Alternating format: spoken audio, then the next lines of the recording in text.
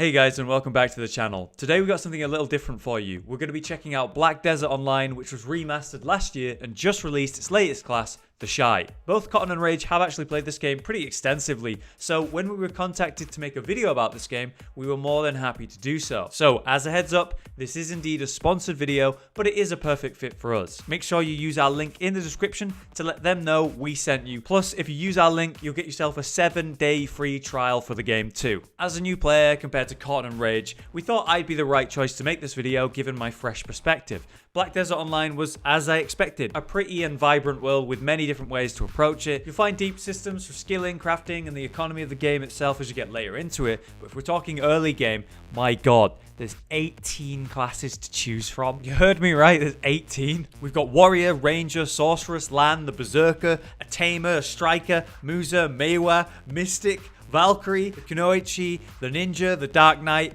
Wizard and Witch, Archer, and of course the newest class, the Shai as well. That is a mouthful. I jumped in to check out the gameplay of about 5 or 6 classes and was happy to see there's obvious variety to the gameplay. Each class does feel suitably separate and unique from the rest, which I was very happy to see. Some dealing big instant burst damage or AoE ability or crazy evasion. Not to mention the classes having big channeled abilities that do massive damage at the end. And let me tell you, I've killed a lot of these poor little foxes at this point.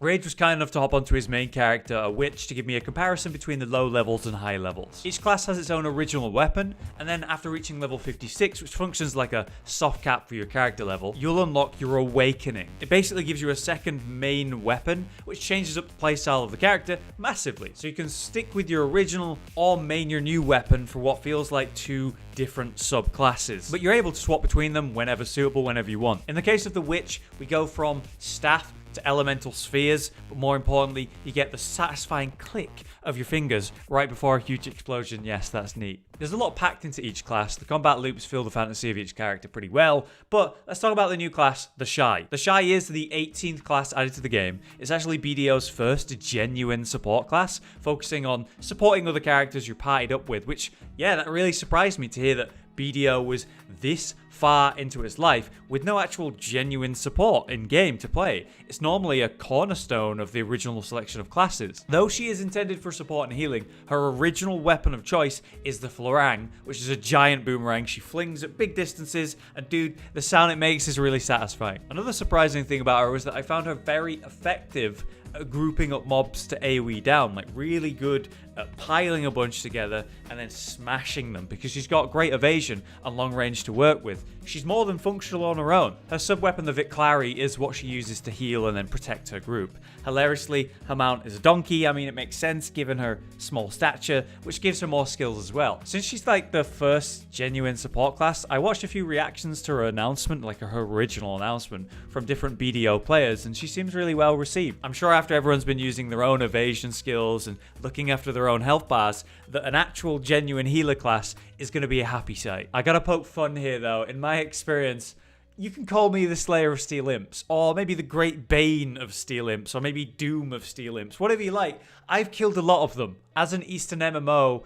it's all about that great combat and grinding, killing lots of mobs to level up. So quests aren't really expected to be intense or extremely varied, nothing special really. But I couldn't help but laugh as I was just killing infinite Steel Imps, then told to hunt 2 specific types of Steel Imps, then go kill 50 more Steel Imps, and then I'm going to go to a different area where I'm going to go kill Caster Imps, Night Imps, and then more regular Imps specifically. All I'm saying is, if you're a Steel Imp and you see a little girl with like a boomerang, dude, just run away as fast as you can. I'm in danger. I can't really talk about Black Desert Online without bringing up the insane character customization. I'm sure this is a massive draw to this game for many players. It's kind of outrageous.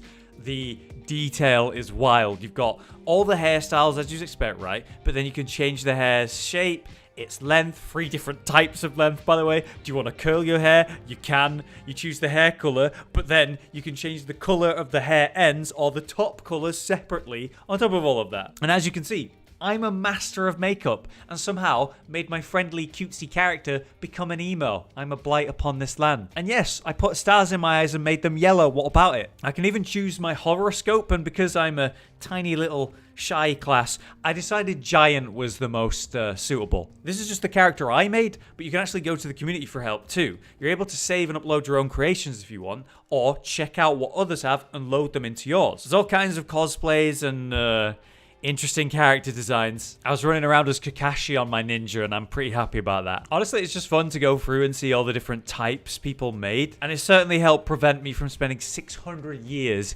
each character creation while I was trying out all the different classes. As I mentioned earlier, the game was remastered last year, updating its visuals and audio of the game, so you might find it looking a bit cleaner and crisper if you've played previously, and in the time that I've been playing this last week, there's already been multiple patches, so it's really nice to see they're regular updating the game. Hopefully, from all this, you can tell my experience has been a very positive one. It's been a long time since I've actually played an Eastern-style MMO, and BDO really does feel like they've knocked it out of the park. At the core of everything is the combat, and that combat feels good. The classes are realized, satisfying. It's no wonder that both Cotton and Rage played this game so much. Thanks for watching. I hope this was informative and useful, and if you've been on the fence about BDO, this is a great time to give it a go. Remember, use our link in the description for your 7-day free trial and let them know we sent you. For now though, do let me know what you think about the game in the comments.